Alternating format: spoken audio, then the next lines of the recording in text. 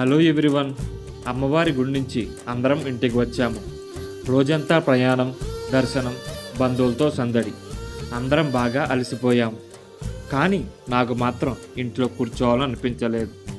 మా ఇంటి పక్కనే ఉన్న గ్రౌండ్ వైపు వెళ్ళాను.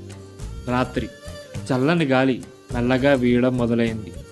ఆ గాలిలో నిలబడి ఉంటే అది భూమి మీద ఉన్న స్వర్గంలా అనిపించింది.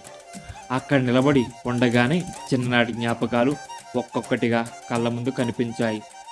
సమ్మర్ హాలిడేస్కి వస్తే రోజంతా ఇదే గ్రౌండ్లో వాలీబాల్ ఆడేవాడిని. పక్కనే ఉన్న చెరుకు తోటలోకి వెళ్ళి చెడుగలు తెచ్చుకునేవాళ్ళం.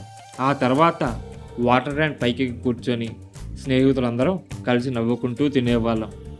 ఆ రోజుల్లో డబ్బు లేదు, ఫోన్లు లేవు, కానీ ఆనందం మాత్రం చాలా ఎక్కువగా ఉండేది. ఈరోజు మళ్ళీ అదే ప్రదేశంలో నిలబడి ఉంటే సమయం ఎంత మారిపోయినా ఆ జ్ఞాపకాల తీపి మాత్రం ఎప్పటికీ మారదని అర్థమైంది. చిన్నప్పటి జ్ఞాపకాలు మన జీవితంలో మళ్ళీ తిరిగి రాని క్షణాలు, కానీ మన హృదయంలో మాత్రం ఎప్పటికీ సజీవంగా ఉండిపోయే అందమైన కథలు. ఇదే ఒక జర్నీ, ఎన్నో జ్ఞాపకాలు. ఈ ప్రయాణంలో నాతో కలిసి వచ్చిన ప్రతి ఒక్కరికి ధన్యవాదములు. కొన్ని ప్రయాణాలు గమ్యానికి చేరుకున్నాక ముగియవు.